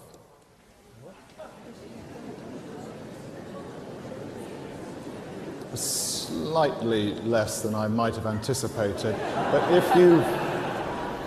if you've done that, you have behaved as, in a sense, Wittgenstein is saying, we all behave as ceremonious animals. We do things that don't have reason behind them. We do things for performance. We will go into... I don't want this to become all about St. Peter's in Rome, but you know there's a bronze statue there of St. Peter, and so many people have touched the toe of St. Peter that the toe has almost disappeared.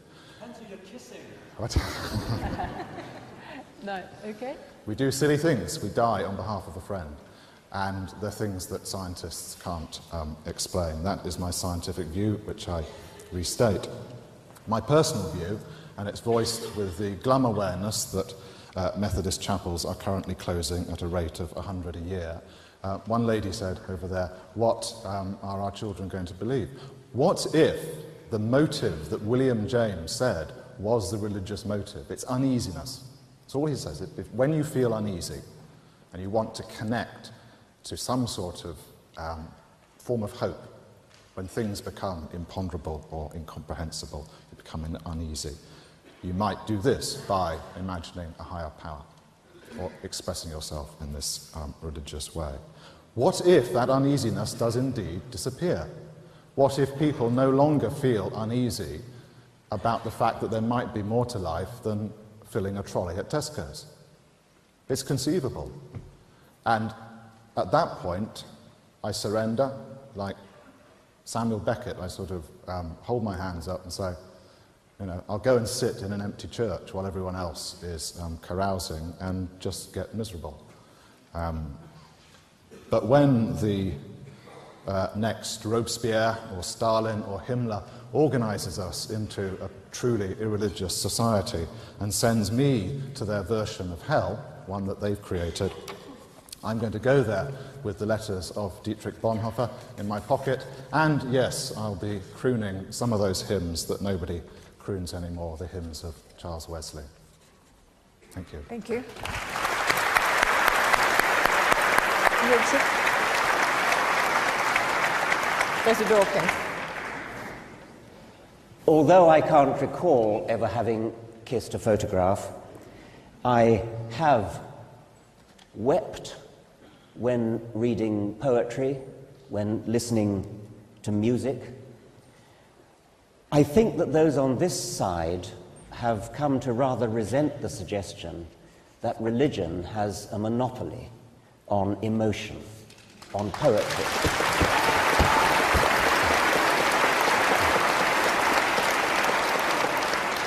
On sympathy, on empathy. Everybody in this room, I dare say, has felt deep grief at the sight or the thought of a suffering individual somewhere in the world, maybe even of another species. That does seem to be something in humanity, to feel empathy with suffering. And as a Darwinian, I can offer explanations for that. I won't do it now because there isn't time. But it is a travesty that has somehow become widely accepted that if you throw out religion, you throw out the Good Samaritan, you throw out weeping at a sonnet of Shakespeare or at a Schubert quartet.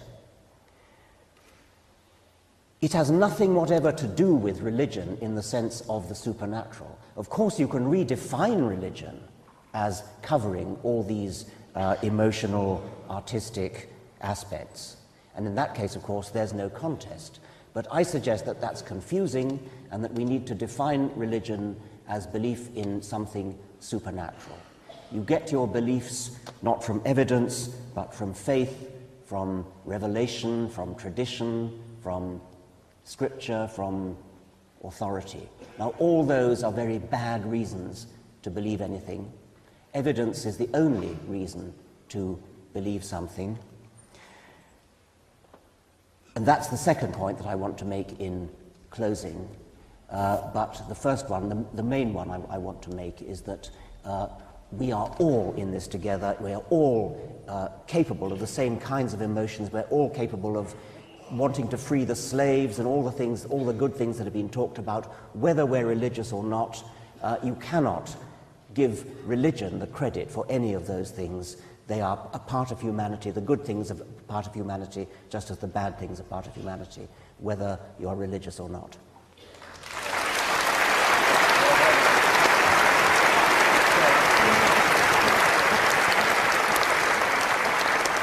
Julia Neuberger?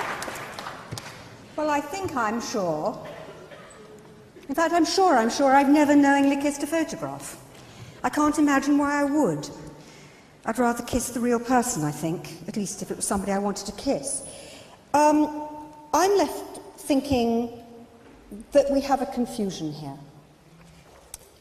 We're having a definition of religion, which seems to me to be not like a definition I recognise as somebody who comes from the moderate wing of religion. It seems to me that the voices of the prophets may help you to do the right thing, and I'm not for one single moment suggesting that people who aren't religious don't do the right thing.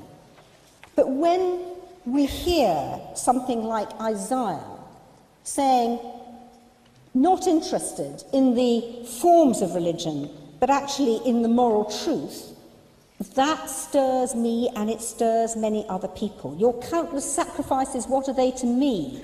The offer of your gifts is useless. It's new moons and Sabbaths I can't endure. But when you get cease to do evil and learn to do right, pursue justice and champion the oppressed, give the orphan his rights and plead the widow's cause, it's not the ritual that matters, but the moral cause, it strengthens my resolve. It strengthens lots of people's resolve. It sensitizes you to issues of justice. And for many of us, religious but not fundamentalist, there is a voice of God that we can hear within us, and yes, I suppose, in Richard Dawkins' terms, that is a supernatural. It may be our consciences, a prick of shame or guilt at what we've done, or perhaps even worse, what we haven't done. And we live our lives aware that we're being judged by ourselves first and foremost, but also by something above and beyond us for whom we always fall short.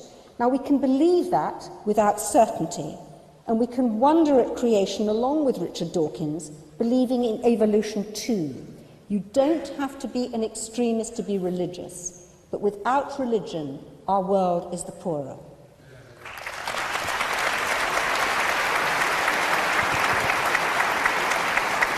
Anthony Grayling. Anthony? Oh, I'm so sorry, yes. Lost in thought for a moment there. I think it's perfectly clear from the conversation that we've had among us this evening that to do good, to be good, to want the good, to want it to prevail, you don't have to be anything. You don't have to be a subscriber to Hinduism or the Olympian gods or the Norse gods or anything. In fact, on the contrary, if you look back across the landscape of history and you see how humanity has been loaded with suffering and division and conflict as a result of religious differences, you look back, you see that early Christians of different sects who loathed one another so much that when they were thrown to the lions, they used to run to opposite ends of the thing so they wouldn't be eaten by the same lions. And you look at what's happening in Baghdad today, you think of the way history screams at us with gory throats about the atrocities that have been committed in the name of faith.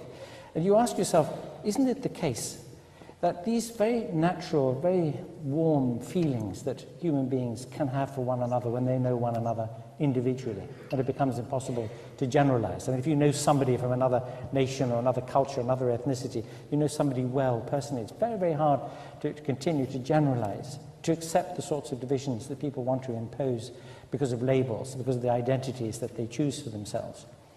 And you see that the deepest division that has existed between people in human history, recorded human history, is the set of religious differences which has been productive of so much conflict and suffering.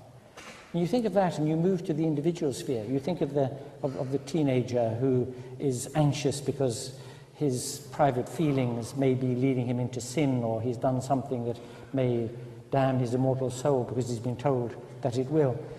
You think about the torment of that. So on every scale, you can think of ways in which religion, religious belief, religious hegemony, religious oppression has stood in the path of the good. And we know from the historical record how organized religious bodies have resisted tooth and nail every inch of progress that's been made in science. Look at the history of the modern West, for example, since the Reformation. The desire to increase the liberty of the individual against the desire of religion supporting absolute monarchy to keep control over individuals. The idea of the secret policeman who sees what you do in the dark, it's a wonderful instrument of control over people's minds. And what has been sought in the period of time that has elapsed since the Reformation has been an increasing margin of discretion for individuals to make their own choices, make up their own mind, and to live a life which is free of those trammels, in which their imagination and their will is not loaded down with ancient stories that come from the infancy of humankind. Would we be better off without religion?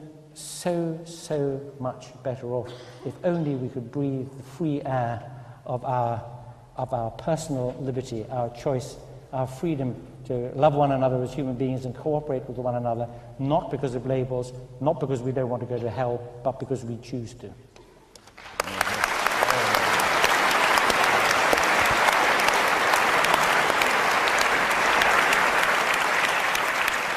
And finally, Roger Scruton. I think that there's a misunderstanding on the side, part of those who've been proposing the motion as to what we on our side have actually been saying. I don't think anybody here has wished to deny the atrocities committed in the name of faith, though if we are to reduce this argument to that kind of head counting, we ought at least to acknowledge the atrocities committed in the name of atheism, in the last century especially. Mao Zedong, Stalin, Lenin, Hitler and a few others are pretty impressive in this regard, but these are very vulgar and unimportant arguments for us. We know that nobody in this room is remotely tempted in that direction. The real question is what religion can do in the lives of people like us. Is it something that can benefit us, or is it something that will harm us? Now, I think Professor Dawkins is absolutely right to say that religion does not produce the moral and aesthetic emotions that so many of us value. It is not at least the only producer of those things. They lie deep in human nature, perhaps alongside the religious urge, but separable from it. The question is, having been separated, do they have the same chance of survival? Now, my view is that this question is not about the truth of any particular religion, and I don't think that the question of the truth of religion is a scientific question anyway. It's a question, as Thomas Aquinas recognized, of the ultimate dependence of existence, of being, on some ground or some final explanation. But I don't think the question is about truth. The question is about whether our religious feelings, which undeniably exist, can be focused rightly or wrongly, and if they're focused rightly, whether they produce the kind of redemptive effect in our experience that religious people claim. And I would say that if focused rightly on the creator of the universe, who created it out of all-embracing love, then they will always reflect well in our individual lives. Thank you, Roger.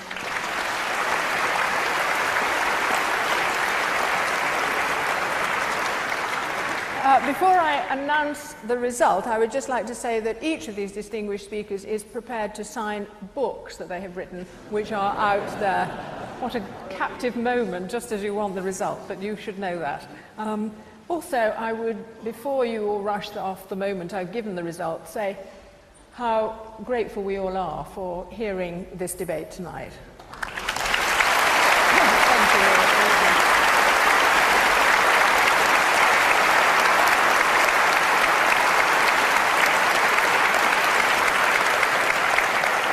It's been effective in making up a lot of minds. There are only 100 don't knows.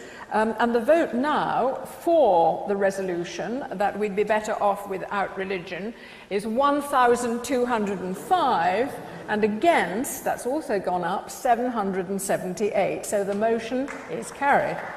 Thank you.